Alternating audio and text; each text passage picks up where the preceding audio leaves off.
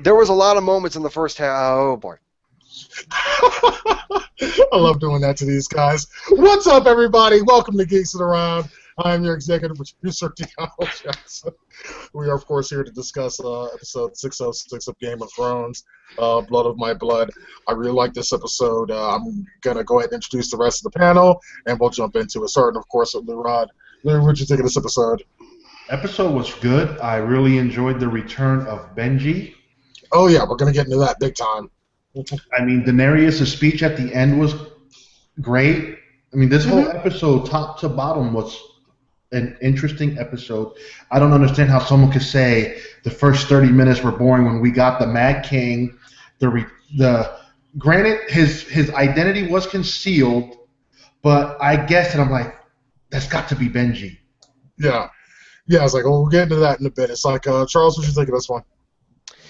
First off, gotta say, God damn you, DeAno.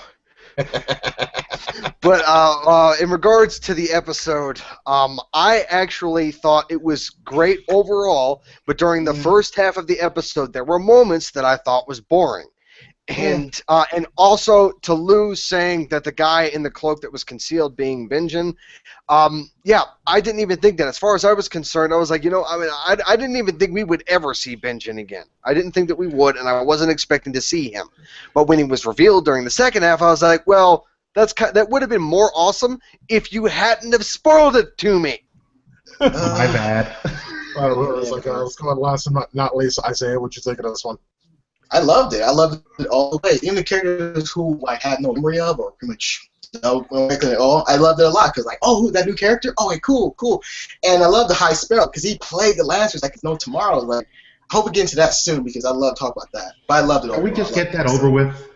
Well, the absolute first thing that I personally want to discuss is Benjen Stark. Because, like, for those of you that don't read the books, is like there's a character in the books that has not yet been introduced on the show by the name of Cold Hands, and it's like, and his character was fairly prolific and everything in there, and it's like the big thing was like everybody just kind of thought in their heart of hearts that was Benjen Stark.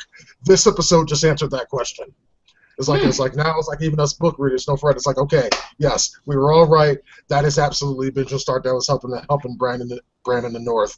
It's like for non-book readers, y'all might not get it. For book readers, this was a huge episode for that reason alone. Okay, it answered a question that we've had for 3 books. Okay, that is really cool. I like that. Yeah, that was huge. And it's like, it was something of like a massive debate along a lot of us book readers the whole time. It's like, I always knew it had to be Benjen. It had to be Benjen because it didn't make any sense to conceal his identity if it wasn't Benjen. It's the only person it could have been. I mean, he's been gone for 5 seasons. Mm-hmm. Okay, it's like I see for y'all it's 5 seasons. For us book readers, it's about 16 years. Wow, that's a long time. Yeah. Are you fucking serious? Yeah. The books break up the gaps that big? Dude, the first book in the Song of Fire and Ice series, The Game of Thrones, came out when I graduated high school in 1999. I got it as graduation present. Wow. I mean, I know George R. Martin likes to take his fucking sweet time, but Jesus. No, he likes to troll you guys. He loves to troll you guys because he knows you're gonna go back to him. He knows it. Mm-hmm. So yeah, this is a settle of a very, very, very long debate amongst us along, book readers and whatnot. It's really cool to see that kind of come to fruition. It's like you guys don't know how good you got it. I didn't even realize that was a mystery. I mean, it was still cool though. When he was introduced in that first scene, I'm like, okay, there's only one person who I think this can be. It has to be Benji because we haven't seen him, and the only true source we have of him being somewhat dead was his horse, returning back to Castle Black. Yeah. I mean, homie showed up with a new horse, nice new little toys, and was setting bitches on fire. Yeah, that was fucking cool. That was amazing. I mean, that whole little scene, that reveal of the Mad King, burn them all! That was great. Mm-hmm. I don't see what was boring about that. How can you find that boring? You How got could to you? see so much history in a brief 2-minute span. Right. All right, it's like, hey, all y'all are giving Charles shit. I'm gonna give the man. Go ahead, explain yourself. Okay.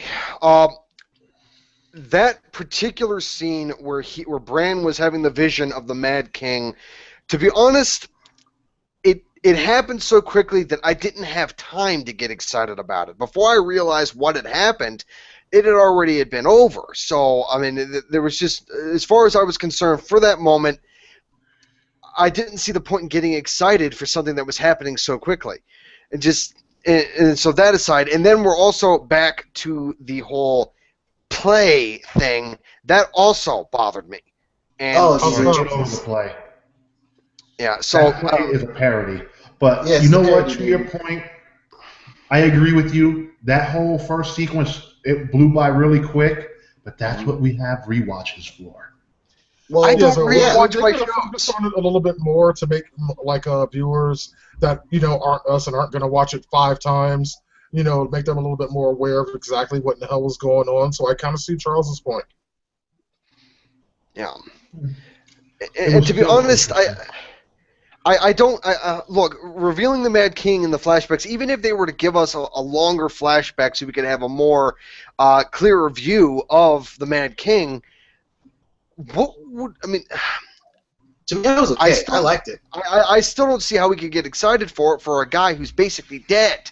I would think that it would be awesome if he was still alive and started killing people again. You know why I found it to be more interesting? Because I just finished season 3.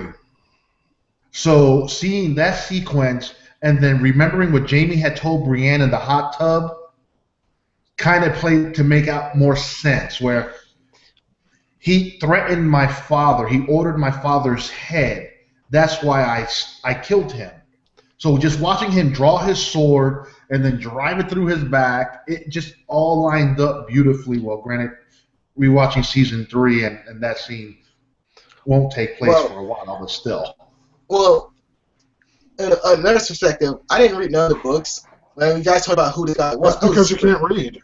Let me explain. Be quiet, yo. Anyways, I was very excited for his character overall because he came in kicking ass and all types of shit. And when he revealed who he was, and Brad also said who he was as well, it was like, oh, cool. And I also watched behind the scenes as well, and how the creators and the directors and producers talk about who this character was. Like, oh, that's why it made me more excited because this character was cool. A little more history behind his character, and we'll see more of him. And how you guys explain who this character was even more, it made me more love this episode even more. Like I loved it even more. Our king has played 2 roles in this season, not in this particular season, but in this show. How so? He was in season 3. He was one of the Lannister kids that got killed by the old man. Who rushed into the dungeon. I'm watching him like, oh shit, that's the king. Okay. Oh God, I'm just gonna say this, but I just finished the episode of watching Joffrey die. That shit is so refreshing. Yeah, isn't it funny? Yeah, it really is. It's one of the best. I'm going to say it again. When I was getting caught up on the show and I watched the episode where Joffrey died, I got to admit, I did find it satisfying, but at the same time, in the process of how he died, I actually kind of felt bad for him. I did. Really? No. Yeah. He deserved to die like that. That was a horrible way to go. Just basically choking on his own blood and just seeing him seeing him struggling to breathe. God damn it! I mean, if I try to imagine myself going through that, I just want somebody to put me out of my goddamn misery. You're not Joffrey, so you're not him. Don't worry about it. You know why it was satisfying again this second time watching it? For the simple fact that he loved tormenting Sansa. Right. That whole little midget play was just to torment her. Right. Mm-hmm. And plus, he was tormenting a lot of people too, not just Sansa, but his uncle, the people in the kingdom, everyone. And so, yeah, he deserved where he got. So I'm not feeling sorry for him. Fuck him. He's got to die. I didn't feel. It's like, I mean, I see where you're coming from on that one, but yeah, I didn't feel bad for him, not even a little bit. If Hitler was like, if Hitler was doing his death was like that, I was like, oh, he died like that? Awesome! High five, everyone! For real. I honestly felt bad watching Rob die again. Yeah, that I felt bad about. Yeah. I mean, that was a fucked up way to go. It is. Oh yeah, that actually Yeah, reminds me. It's like in this episode of the show, it's like we all call the Red Wedding the Red Wedding, but it was a little Right. bit weird to hear the characters in the show also referring to it as the Red Wedding. I didn't know that happened. Wow, it's like fourth wall joke. Fourth Yeah. wall joke. You know, we got the return of Walder Frey, and that's an old bastard besides Ramsey. I want to see him choke on something. Yeah, same here. Well, him did too. To be honest, I would like to see. God, what am I trying to say? Yeah, I would like to see him dead, but I got to admit the actor is awesome because he plays a fantastic Abraham Satrakian in The Strain. I think he is awesome in that show. Whoa. People watch The Strain? I know, right? Who watches Yes, this? dude. It's gonna get to season 3 too. The season 3 is coming Wow. out in the next couple of months. Well, Beauty and Wow. the Beast got a third season as well. I mean, shit. That's true too. That was garbage. That's a CW show. I never watched Beauty and the Beast. I tried to watch the first season. I made it to like episode 3, and I was like, you know what? I'm done. Why'd you even watch Don't it? worry about it. You made it from This is the his last season, too. I watched some of the trailer, and then I decided I was done. Once I heard the name of it, I didn't watch it at all. I was like, oh, they have I Beauty and the Beast. was gonna I watch the show only for Kristen Craig. That was the only reason why I was gonna watch it. I'm my sorry, goodness, she's yeah. not hot enough or good enough of an No. actress for me to. You're for me weak, to have. Regan. You're so weak. Uh, You saw, homie. Dog. Excuse Nah. me. You saw. Oh, well, back to going back to get the Blackfish Castle. Uh-huh. They didn't Yeah. change their name. That's a sorry ass name. That it is. What house owns the Blackfish castle? The Tullys. So, crap. I'm trying to remember. It was Ned Stark's wife's house. Oh, okay. The The Vale. Blackfish. You're talking about the Vale. No, the Vale is the other sister who got married Oh. into that house. Ned Stark. I forgot her name. Lady Sansa's Sansa's mother, Arya's Yeah, mother. Stark. Caitlin Stark. Caitlin. That's her house. The Tullys were her Oh. house. Her house name. Uh-huh. So who rules that house now? I was Tully is wondering. her. Yes. Who runs that house was the guy that Walder Frey showed. His prisoner. Oh, okay. I was just wondering. Okay. Technically, that was cool, he though. would run the house, but the uncle is running the house because there's no one there to lord it. So he's the next in line since the nephew is technically a prisoner, but he doesn't know he's a prisoner because we all thought he died in the Red Wedding. Right. Because that was Well, no, crazy. I knew he wasn't dead. I knew he wasn't dead. Really, Regan? They wouldn't have killed him in particular because they needed him alive. You're right, but to the regular viewer, when we watched the massacre of the Red Wedding, I mean, he went off to go bet his wife, Yeah. Right. and we never seen him again. So we assumed he was dead. Just Right, like well, we all assumed. In shows like this, you can never assume. It's like that's why I always knew that that Ned's brother was alive.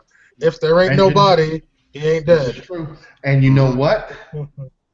Remember back in season 3 when the Lord of Light, the priest guy, was talking to the mountain, not the mountain, the Hound? Yeah. The Hound will make his return in season 6. Think so? Really? Yep. That'd be cool. I would love to see Because the they Hound. said the Lord of Light has bigger plans for him.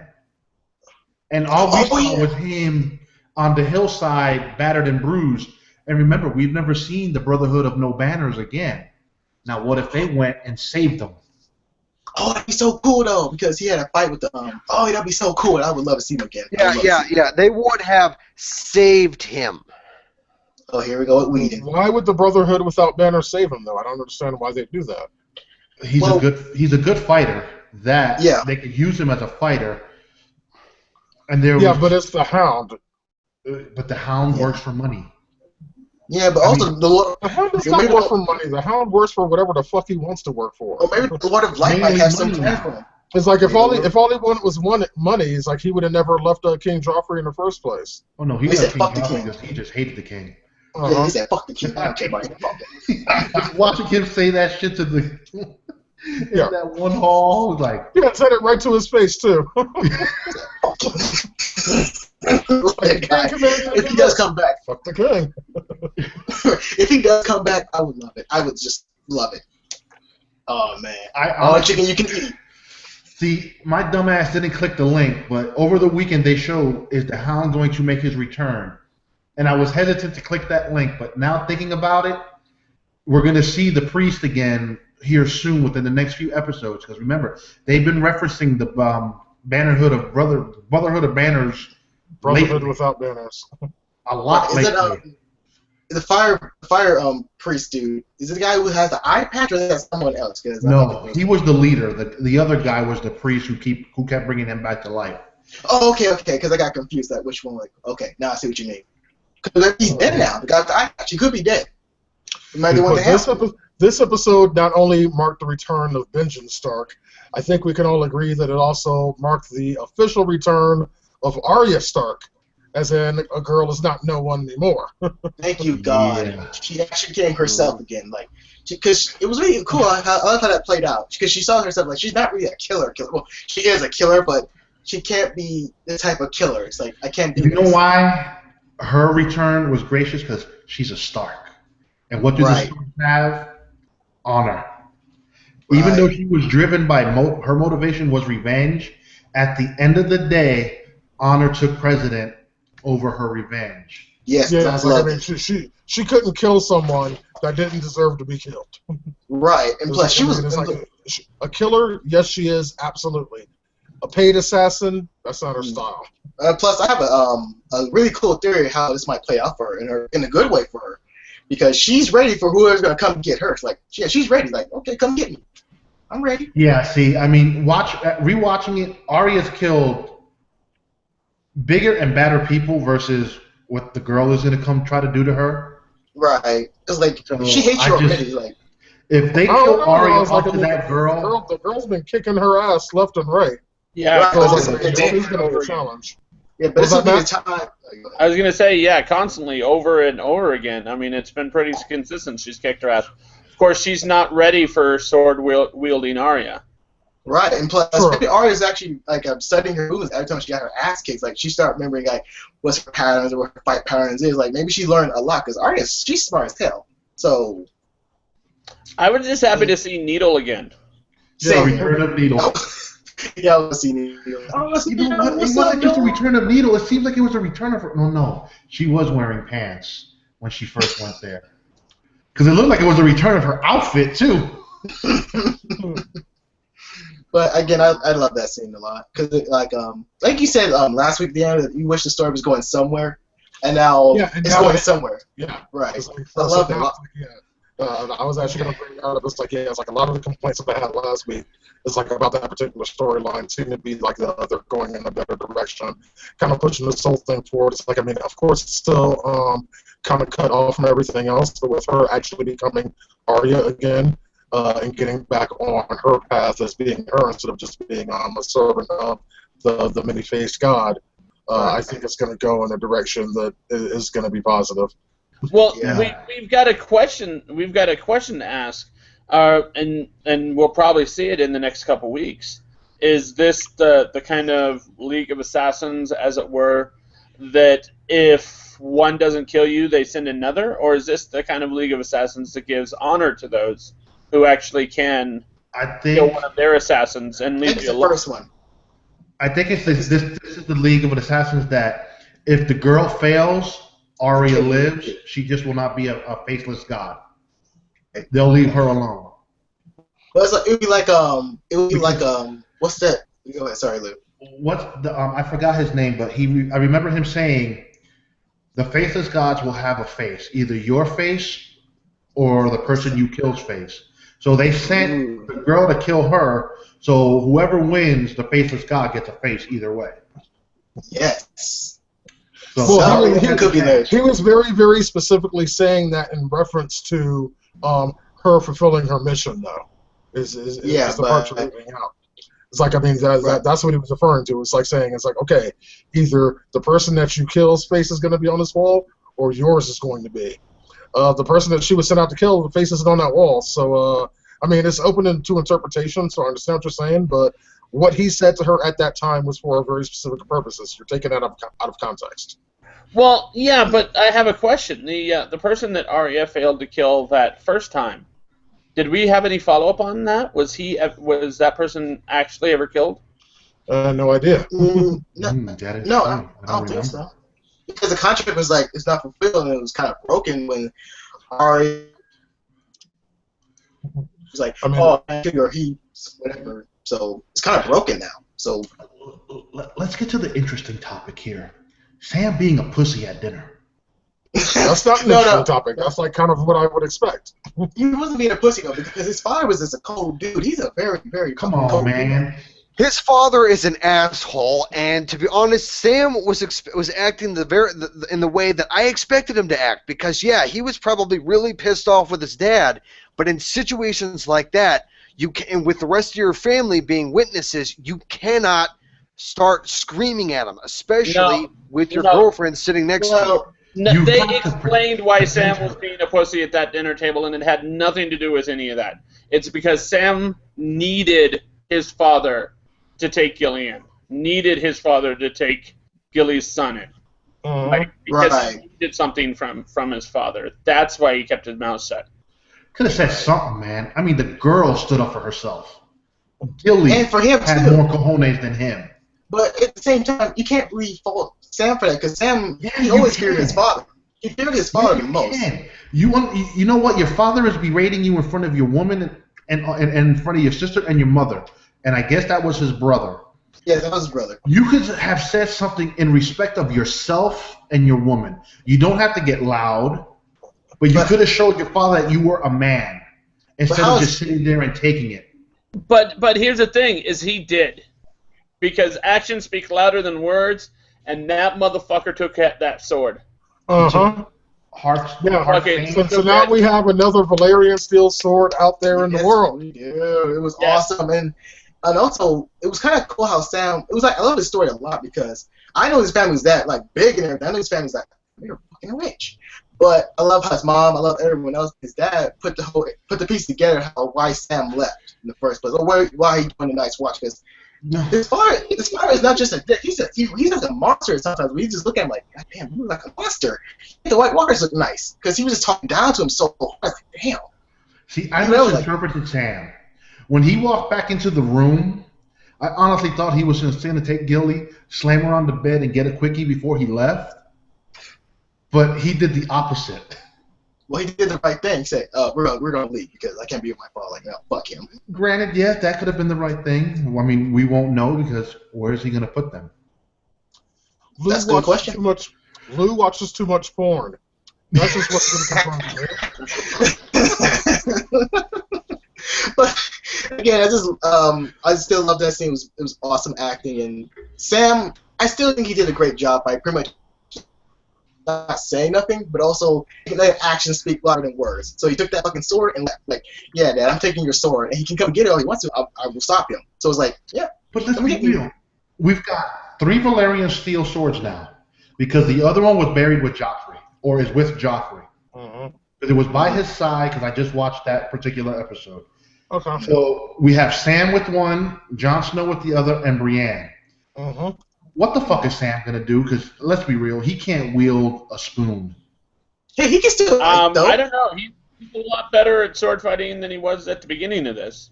Right, and plus he's a better hunter too. He killed a White Walker though. He killed a White Walker in the back. That's still big, man. The White Walker broke his sword, got past him, and he went, grabbed a shard, and stabbed him in the back. That's still hard to do. You can't kill a White Walker. Is not easy to kill, so it's a pain in the ass to kill. I mean, let's be real. Mira killed a White Walker with a spear. Well, she knows because she created the White Walker, so that kind of gives her a mulligan. Yeah, but what Lou is saying about Sam is that Sam got really fucking lucky when he killed that White Walker. But lucky means he has balls. Though. He had the chance. Like, he could have walked away and left. Sure, he had balls, but it doesn't change the fact that he was lucky as hell because he could have still had those balls and not be so lucky, and the White Walker would have killed him the there. The thing is, Isaiah, is like, I mean, one-on-one, Semmo versus a White Walker, my money's on the White Walker. Right, and we've already seen it in Season 3. Sam went up to the White Walker broke his sword and pushed him out the way. And the White Walker kept going towards the baby.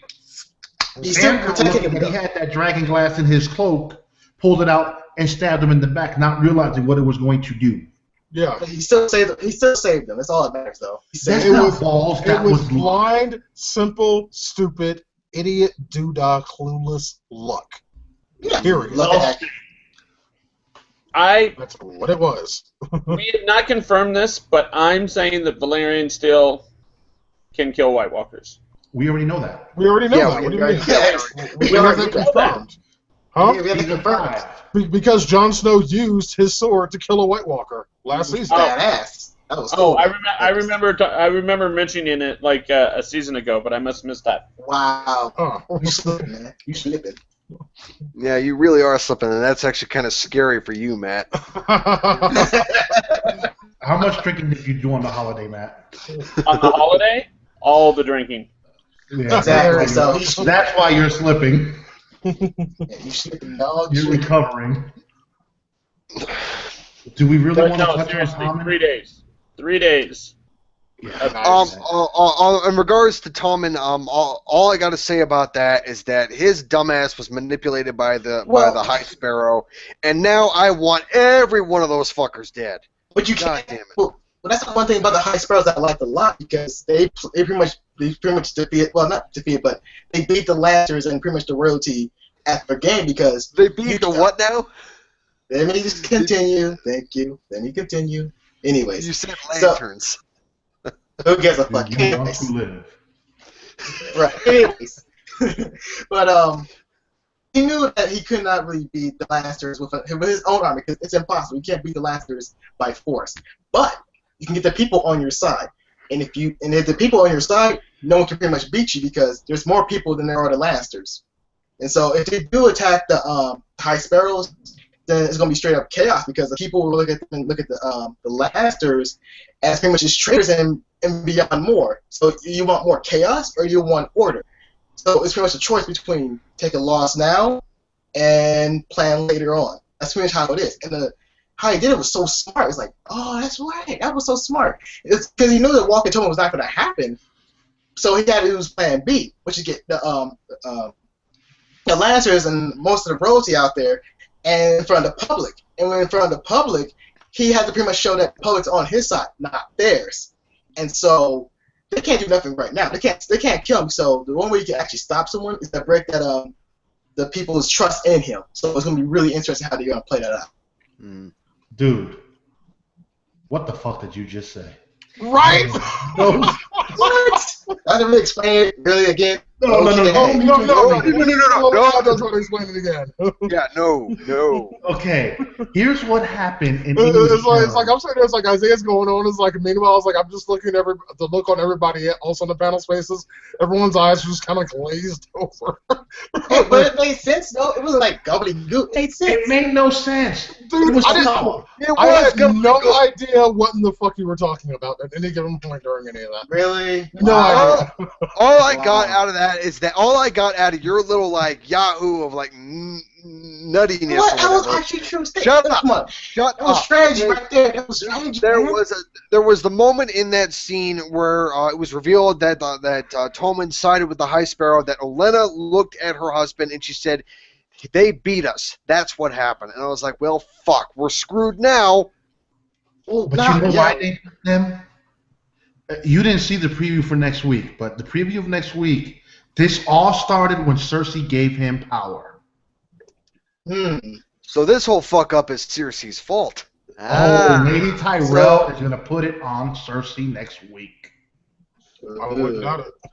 That'll be I mean, interesting. dude, that whole scene, Jamie's horse needed to be like his dad's horse. Take a shit along the steps.